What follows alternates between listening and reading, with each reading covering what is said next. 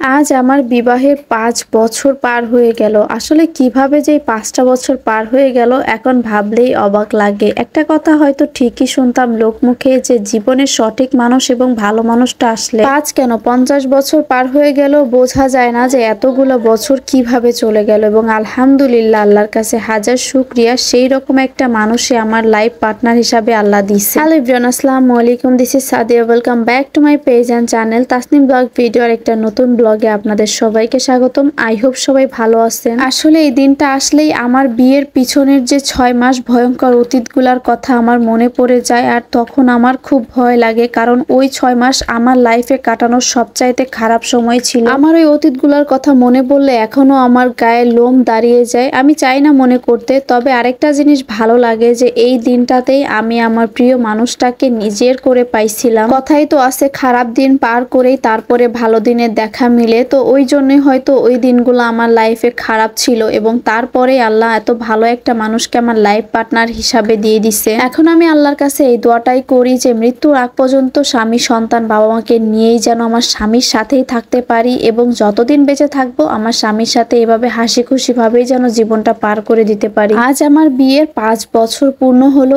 এই খুশিতে আমি, আমার স্বামী, সন্তান, আমার ছোট্ট বোন মিলে ভাঙা চলে আসছি ঘুরতে এবং এইখানে আপনাদের ভাই আমার জন্য একটা গিফট আনছিল। বক্সটা দেখার পর থেকেই খুব এক্সাইটেড ছিলাম। জানি না এর ভিতরে কি থাকবে, খুলে দেখি খুবই সুন্দর কিউট সুইট একটা টেডি। আমার তো এই টেডিটা এক দেখাতেই ভীষণ পছন্দ হয়েছে, তবে আমার থেকেও আমার মেয়ে টেডিটাকে পেয়ে আরো বেশি খুশি, যেটা ওর মুখের অঙ্গভঙ্গি দেখেই বোঝা যাচ্ছে। তাসনিম তো টেডিটাকে পাওয়ার পরে কোল থেকে ছাড়তেই চাইছিল না। তাসনিমের আব্বু ইচ্ছা করে এই জিনিসটা আনছে যাতে করে আমি এবং আমার মেয়ে দোনোজনই খুবই খুশি হই এবং হয়েছেও তাই। আমার মেয়ে তো প্রচুর খুশি হয়েছে মাশাআল্লাহ। আসলে আমাদের মেয়েদের মনটা না খুবই নরম হয়। আমরা আসলে সবসময় দামি কিছু আশা করি না, মাঝে মাঝে এভাবে ছোটখাটো গিফট পেলেই কিন্তু প্রচুর পরিমাণে খুশি হয়ে যায়। আমি এই ভাঙা গোল চত্বরে এই নিয়ে মোট ২বার আসলাম। প্রথমত যখন ভাঙা গোল চত্বরটা তৈরি হচ্ছিল তখন আসছিলাম এবং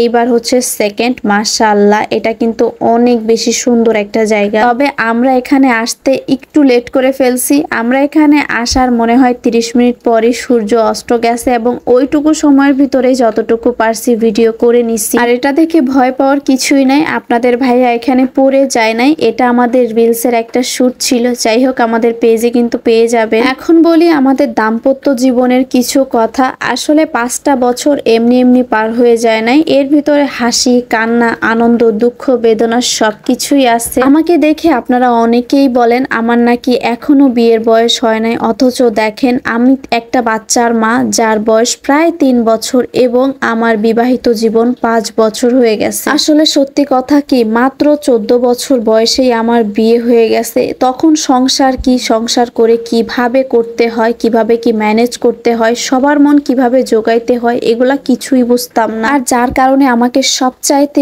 বেশি লজ্জিত এবং হেনস্থা হতে হয়েছে। আসলে আমার বিয়ের জন্য আমি যতটুকু না দায়ী তার চাইতেও বেশি দায়ী আমার কিছু রিলেটিভস বা আত্মীয় স্বজন। কিছু মানুষ তো আমার পিছনে জোকের মতো করে পড়েছিল। তারা চাইছিল আমার জীবনে প্রদীপটা নিভিয়ে দেওয়ার জন্য, কিন্তু আল্লাহ তাআলা সর্বোত্তম পরিকল্পনাকারী। সে আমার জীবনের গল্পটা একটু অন্যভাবেই লিখছে। মানুষের ভাগ্য কখন কিভাবে পাল্টে যায়, কার ভাগ্য সাড়া দেয়, কার ভাগ্য দুঃখ দেয়, এটা একমাত্র আল্লাহ তাআলাই ভালো বলতে পারবে। না হয় আপনারা আমাকে আপনাদের মাঝে কখনোই হয়তোবা পেতেন না। যাই হোক, আমরা আজকের টপিকে ফেরত আসি। আমি আগে থেকে একটু চালাকি করে বাসা থেকে নুডলস রান্না করে আনছিলাম, কারণ আমি ভাবছিলাম আশেপাশে যদি রেস্টুরেন্ট বা অন্য কিছু না পাই তাহলে আমরা কোথায় খাবো। আমাদের কথা বাদই দেই, ছোট ২ বাচ্চা, ওদের তো একটু কষ্ট হবে। আর আমি গোল চত্বরে যেহেতু আগে আসছিলাম, এই চত্বর ঘুরতে গিয়ে তো পুরা মাথাটাই ঘুরে যায়। এই জন্য আসলে এই আমার প্ল্যানিংটা আপনাদের কাছে কেমন লাগছে সেটা কিন্তু অবশ্যই জানাবেন। আজকের মতো এখানেই বিদায় নিচ্ছি। আল্লাহ হাফেজ।